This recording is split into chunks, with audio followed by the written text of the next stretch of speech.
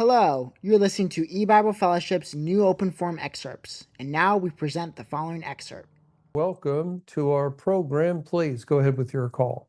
Hi, Chris McCann. Well, my understanding is that we're not supposed to give people a false hope. Now, what do we do in situations where they're right in front of us, they're individuals, and we don't want to judge them and get them angry at us and trying to fight with us and argue with us all the time? I live in a group home, so it's not something I really aspire to talk about, the church age or something like that, or the end of salvation. I don't know. What am I supposed to do? You mean you're talking with someone and they mention a church or they say they're in a church, and you can just witness, from your understanding, you can say the Bible teaches the church age is over, so I don't go to church. God did have a church age.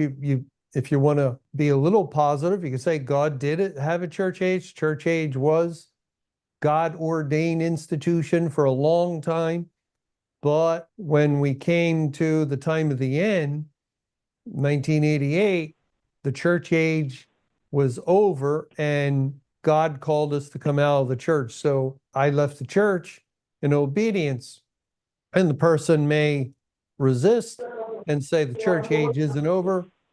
And then they might go to a verse like the gates of hell will not prevail, against the church.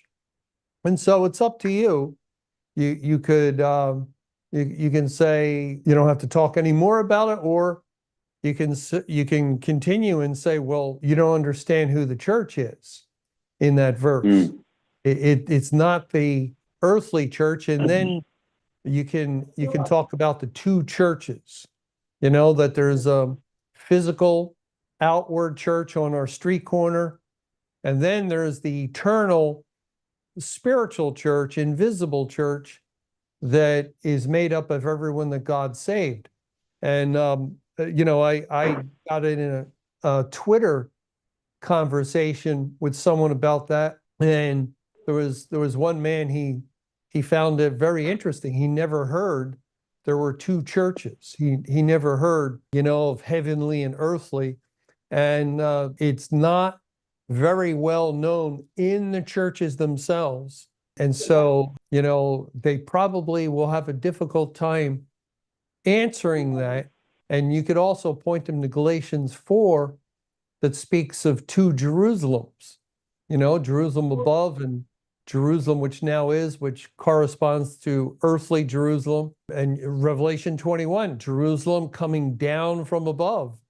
So, that's the church. That's the church. Jerusalem is the same as the church.